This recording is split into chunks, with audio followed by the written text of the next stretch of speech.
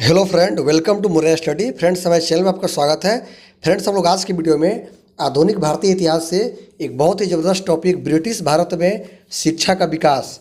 जी हाँ, ब्रिटिश भारत में शिक्षा का विकास किस तरह हुआ था उसको हम लोग लाइन बाय लाइन पूरा डिस्कस करने वाले हैं। आप किसी भी कॉम्पिटेटिव एग्जाम की तैयारी कर रहे हो, बिहार पुलिस, बिहार दरोगा, एसएससी, रेलवे, बीपीएससी, यूपीएससी, तो आज की वीडियो आपके लिए मोस्ट इंपॉर्टेंट है। ठीक है, तो पूरी वीडियो को बिल्कुल लास्ट तक देखिए और चैनल पर नए तो सब्सक्राइब कर लीजिए और दोस्तों को भी शेयर कर दीजिए। तो आइए इसके वीडियो शुरू करते हैं। चलिए चलिए फ्रेंड्स, शुरू करते हैं। भारत में शिक्षा किस प्रकार प्रसार हुआ था।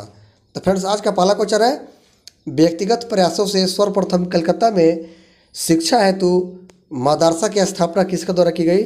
याद रखेंगे, सबसे पहले कलकत्ता में मदरसा की स्थापना की गई शिक्षा के लिए वारेन हेस्टिंग्स के द्वारा। किसके द्वारा?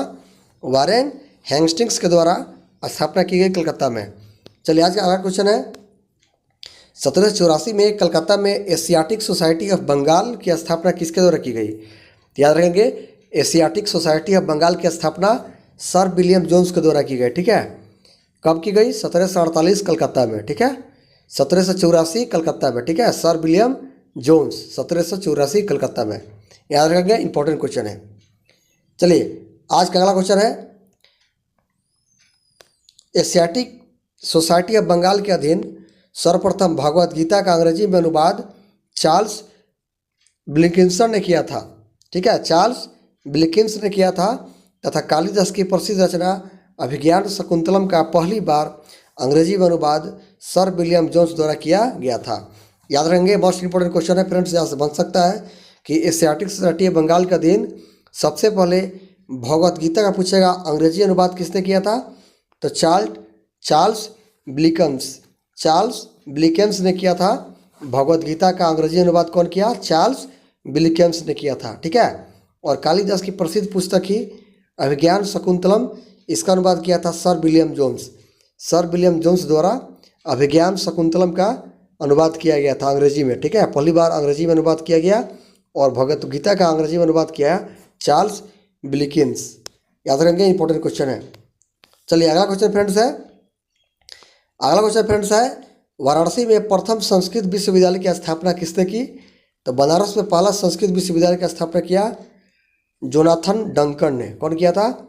जोनाथन डंकन ने किया था बनारस में पहला संस्कृत विश्वविद्यालय। ठीक है, चलिए फ्रेंड्स आज का अगला क्वेश्चन चलते हैं।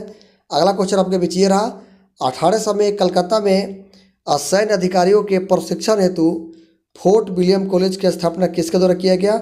तो लॉर्ड वेलेस्ली के द्वारा। ठीक है, लॉर्ड वेलेस्ली के द्वारा कलकत्ता में सैन्य अधिकारियों के प्रशिक्षण के लिए फोर्ट विलियम कॉलेज का स्थापना किया गया लॉर्ड वेलेस्ली के द्वारा कलकत्ता में। कब? 1800 ईस्वी में। तो यहाँ से क्वेश्चन आपके एग्जाम में पूछा जाएगा। ठीक है, चलिए अगला क्वेश्चन बात करते हैं, किस अधिनियम के द्वारा भारत में शिक्षा के प्रसार हेतु 1 लाख रुपया खर्च करने का अधिकार गवर्नर जनरल को दिया गया। याद रखेंगे, चार्टर अधिनियम 1813। चार्टर अधिनियम 1813 के तहत भारत में शिक्षा के प्रसार हेतु 1 लाख रुपया खर्च करने का अधिकार दिया गया। चलिए अगला क्वेश्चन है फ्रेंड्स, अगला क्वेश्चन है, आंग्ल प्राच्य विवाद किससे संबंधित है। तो आंग्ल प्राच्य विवाद है भारत में शिक्षा पद्धति लागू करने के तरीकों से।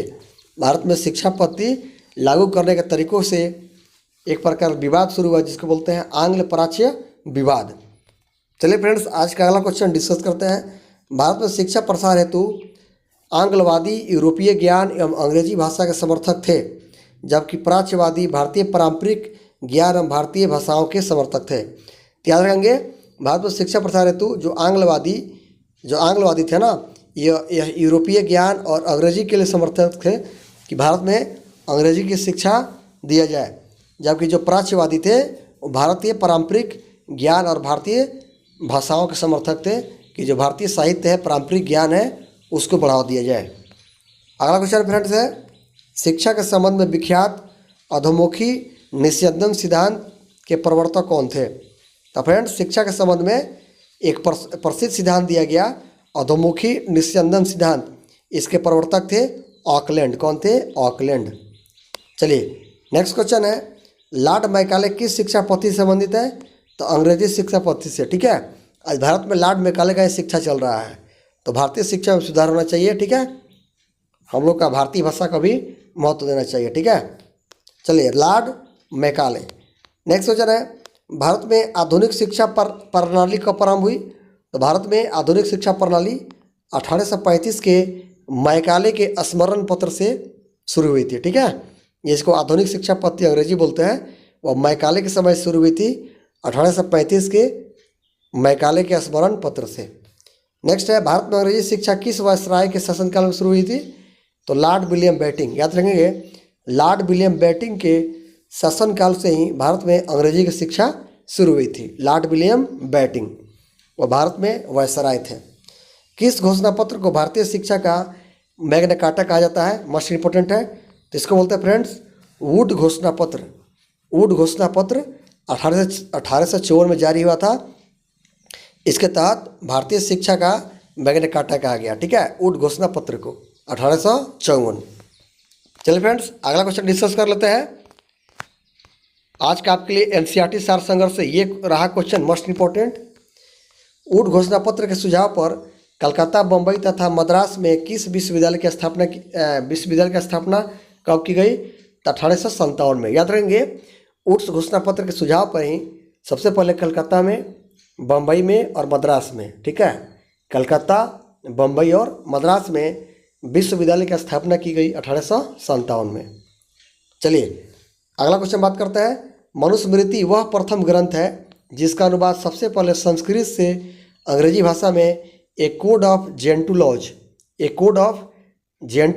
नाम से प्रकाशित हुई। याद रखेंगे, तो मनुस्मृति ग्रंथ है जिसका अनुवाद सबसे पहले संस्कृत से किस में भाषा में हुआ था? अंग्रेजी भाषा में, ठीक है। किसके नाम से प्रकाशित हुआ था? द कोड ऑफ जेंटुलॉज, याद रखेंगे। चलिए अगला क्वेश्चन बात करते हैं फ्रेंड्स। अगला क्वेश्चन है, पेरिस स्थित रॉयल एशियाटिक सोसाइटी की सदस्यता किस भारतीय को प्रदान की गई थी? याद रखेंगे, माइकल मधुसूदन दत्त को, ठीक है, रॉयल एशियाटिक सोसाइटी की सदस्यता प्रदान की गई थी, ठीक है। इसका मुख्यालय कहाँ है? एशियाटिक सोसाइटी का पेरिस में है, फ्रांस की राजधानी पेरिस में। किसको मिली थी? माइकल मधुसूदन दत्त को। चलिए फ्रेंड्स, अगला क्वेश्चन डिस्कस करते हैं। बम्बई में प्रथम महिला विश्वविद्यालय की स्थापना किसके प्रयास से हुई थी? तो डी के कर्वे के प्रयास के द्वारा ही बम्बई में प्रथम महिला विश्वविद्यालय की स्थापना हुई थी, डी के कर्वे। चलिए अगला क्वेश्चन है, भारतीय विश्वविद्यालय में धार्मिक शिक्षा के लिए किसने प्रबल रूप से वकालत की थी? तो मदन मोहन मालवीय ने वकालत की थी कि भारतीय विश्वविद्यालय में धार्मिक शिक्षा भी दिया जाए, ठीक है, मदन मोहन मालवीय। इसी के यही आपका बीएचयू का स्थापना किए थे। नेक्स्ट है, बनारस हिंदू विश्वविद्यालय का शिलान्यास किसके द्वारा किया गया था? तो जो बीएचयू है बनारस हिंदू विश्वविद्यालय, इसका जो शिलान्यास किया था लॉर्ड हार्डिंग के द्वारा। कौन किया था? Lord Hardinge. उस समय लॉर्ड हार्डिंग आपका गवर्नर जनरल थे, ठीक है, लॉर्ड हार्डिंग के द्वारा बीएचयू का शिलान्यास किया गया। नेक्स्ट क्वेश्चन है, भारत में शिक्षा के क्षेत्र में विकास के लिए एनी बेसेंट ने 1898 में सेंट्रल हिंदू कॉलेज की स्थापना किया। याद रहेंगे कि एनी बेसेंट ने सेंट्रल हिंदू कॉलेज की स्थापना कब किया? 1898 में। 1898 में एनी बेसेंट ने किस कॉलेज की स्थापना किया? सेंट्रल हिंदू कॉलेज, जो 1916 में मदन मोहन मालवीय जी के प्रयास से बनारस हिंदू विश्वविद्यालय बना। मोस्ट इंपॉर्टेंट पॉइंट है, याद रखेंगे। पूछेगा कि बनारस हिंदू विश्वविद्यालय की स्थापना कब हुई? तो 1916 में हुई थी। 1916 में किसने किया? मदन मोहन मालवीय, ठीक है। यह सबसे पहले 1898 में एनी बेसेंट के प्रयास से सेंट्रल हिंदू कॉलेज बना था, सेंट्रल हिंदू कॉलेज। बाद में इसको बनारस हिंदू विश्वविद्यालय कर दिया गया मदन मोहन मालवीय के प्रयास से। कब? 1916 में। चलिए अगला क्वेश्चन की बात करते हैं। वर्ष 1817 में डेविड हेयर के सहयोग से कलकत्ता में हिंदू कॉलेज की स्थापना की गई। किसके द्वारा किया गया? तो राजा राम मोहन द्वारा, ठीक है। याद रखेंगे, कलकत्ता में हिंदू कॉलेज की स्थापना किसके द्वारा किया गया? राजा राम मोहन के द्वारा कलकत्ता में हिंदू कॉलेज की स्थापना किया गया। और किसके सहयोग से किया गया? तो डेविड हेयर के सहयोग से, डेविड हेयर, ठीक है, 1817 में। चलिए आगे बात करते हैं। वर्ष 1847 में रुड़की इंजीनियरिंग कॉलेज के रूप में भारत के प्रथम इंजीनियरिंग कॉलेज की स्थापना किसके द्वारा की गई? तो जेम्स टॉमसन के द्वारा की गई थी। याद रखेंगे, रुड़की इंजीनियरिंग कॉलेज की स्थापना, ठीक है, जेम्स थॉमसन के प्रयास से की गई थी। चलिए अब मोस्ट इंपॉर्टेंट है, भारत में प्रमुख शिक्षा आयोग के बारे में जान लेते हैं कि भारत में प्रमुख शिक्षा आयोग कौन कौन है। ठीक है, याद रखेंगे भारत में प्रमुख शिक्षा जो आयोग है इसके बारे में हम लोग डिस्कस कर लेते हैं। तो चलिए, एक तरफ आपका समिति है और एक तरफ गवर्नर जनरल है। ठीक है, तो जो पहला आपका है चार्ल्स वुड डिस्पैच, जो चार्ल्स डिस्पैच आयोग था फ्रेंड्स, ये 1854 में स्थापित हुआ था लॉर्ड डलहौजी के शासनकाल में। ठीक है, लॉर्ड डलहौजी के शासनकाल में ये शिक्षा आयोग का स्थापना हुआ था, चार्ल्स वुड डिस्पैच। नेक्स्ट है अगला शिक्षा आयोग है हंटर आयोग। फ्रेंड्स, हंटर आयोग का कब गठन हुआ था? 1882 में आया था लॉर्ड रिपन के समय। ठीक है, लॉर्ड रिपन के समय हंटर आयोग आया था 1882 में। अगला क्वेश्चन है रायले आयोग, जिसको विश्वविद्यालय आयोग भी कहा जाता है। ये 1902 में आया था। ठीक है, और किसके समय आया था? लॉर्ड कर्जन के समय आया था, लॉर्ड कर्जन रायले आयोग, जब बंगाल विभाजन हुआ था उस टाइम में। ठीक है, हंटर आयोग याद रखेंगे 1882, लॉर्ड रिपन। चलिए अगला आयोग है सैडलर आयोग। सैडलर आयोग का गठन हुआ था 1917 में। ठीक है, लॉर्ड चेम्सफोर्ड के समय आया था, लॉर्ड चेम्सफोर्ड 1917 में, सैडलर आयोग लॉर्ड चेम्सफोर्ड।